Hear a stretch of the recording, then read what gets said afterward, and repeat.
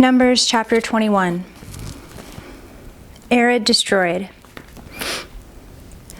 When the Canaanite, the king of Arad, who lived in the Negeb, heard that Israel was coming by the way of Athraim, he fought against Israel and took some of them captive. And Israel vowed a vow to the Lord and said, "If you will indeed give this people into my hand, then I will devote their cities to destruction."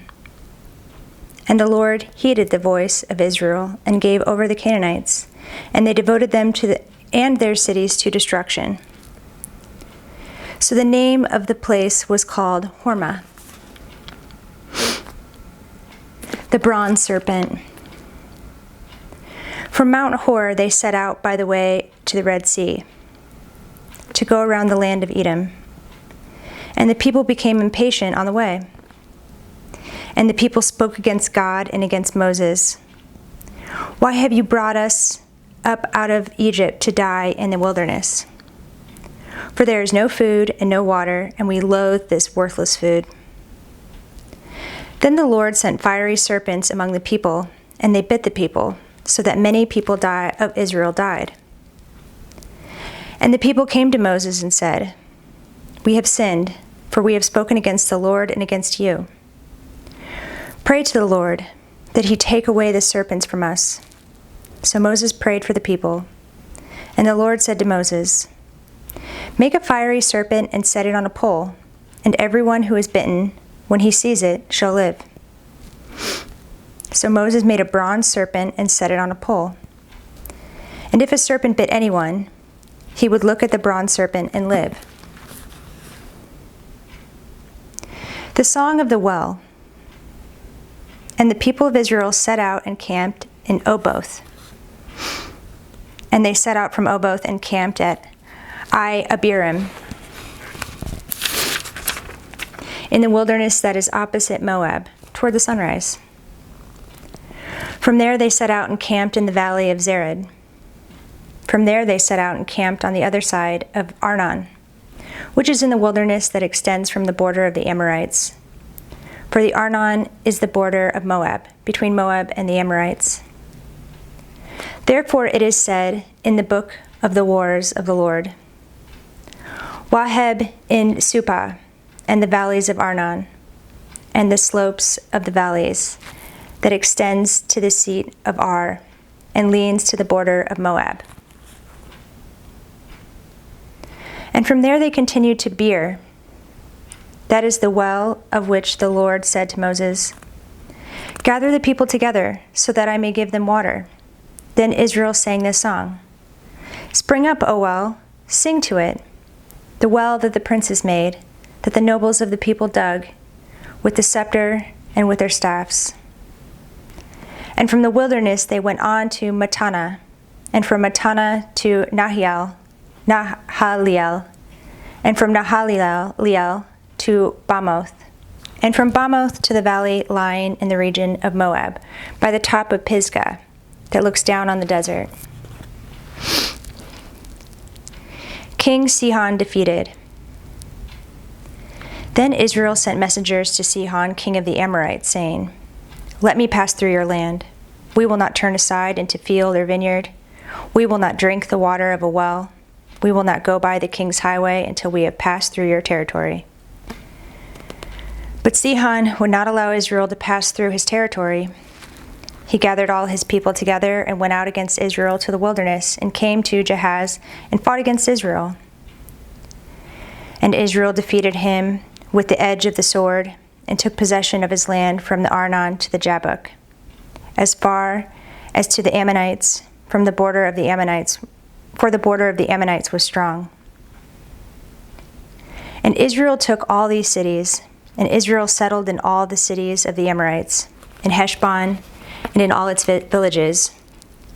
For Heshbon was the city of Sihon, the king of the Amorites, who had fought against the former king of Moab, and taken all his land out of his hand, as far as the Arnon.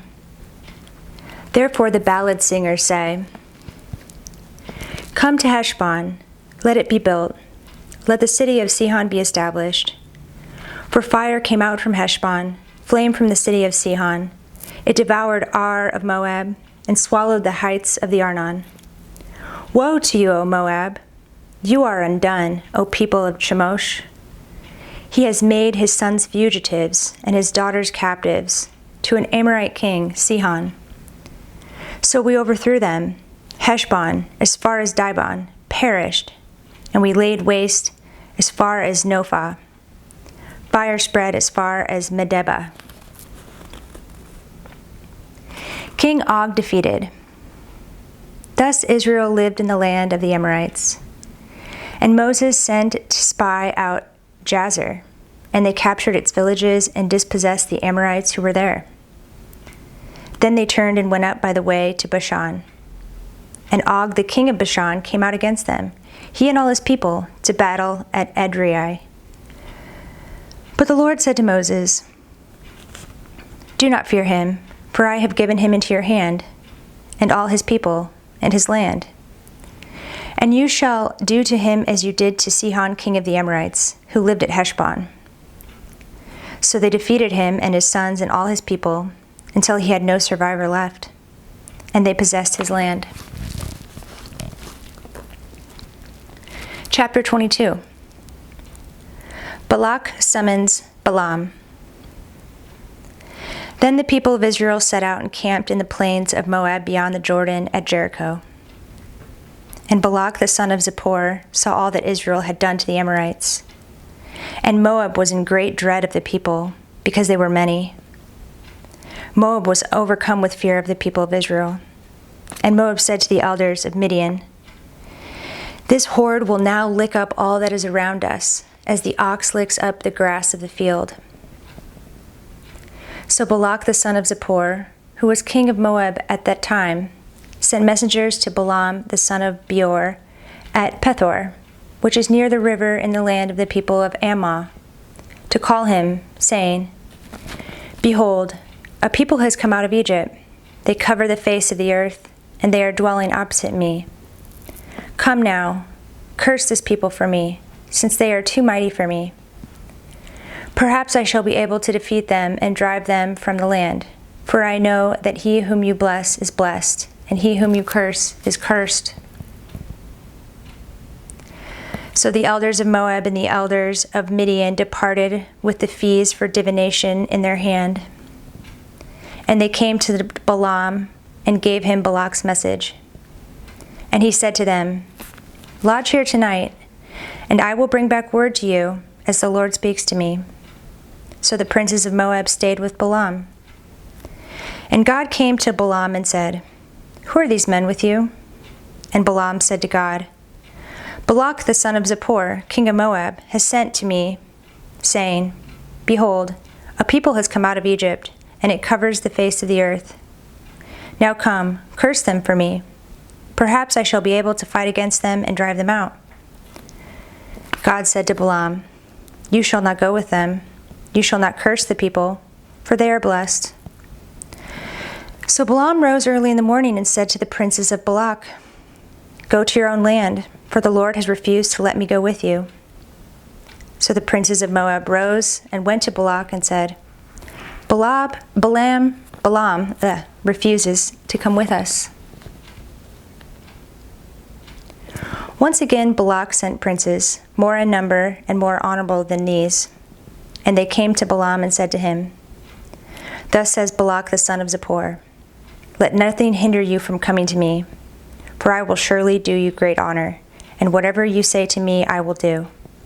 Come, curse this people for me. But Balaam answered and said to the servants of Balak, Though Balak were to give me this house full of silver and gold, I could not go beyond the command of the Lord my God to do less or more. So you too, please stay here tonight, that I may know what more the Lord will say to me. And God came to Balaam at night and said to him, If the men have come to call you, rise, go with them, but only do what I tell you.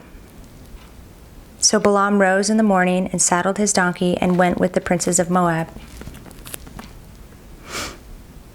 Balaam's donkey and the angel. But God's anger was kindled because he went. And the angel of the Lord took his stand in the way as his adversary. Now he was riding on the donkey, and his 2 servants were with him. And the donkey saw the angel of the Lord standing in the road with a drawn sword in his hand. And the donkey turned aside out of the road and went into the field. And Balaam struck the donkey to turn her into the road. Then the angel of the Lord stood in a narrow path between the vineyards, with a wall on either side. And when the donkey saw the angel of the Lord, she pushed against the wall and pressed Balaam's foot against the wall. So he struck her again. Then the angel of the Lord went ahead and stood in a narrow place, where there was no way to turn either to the right or to the left.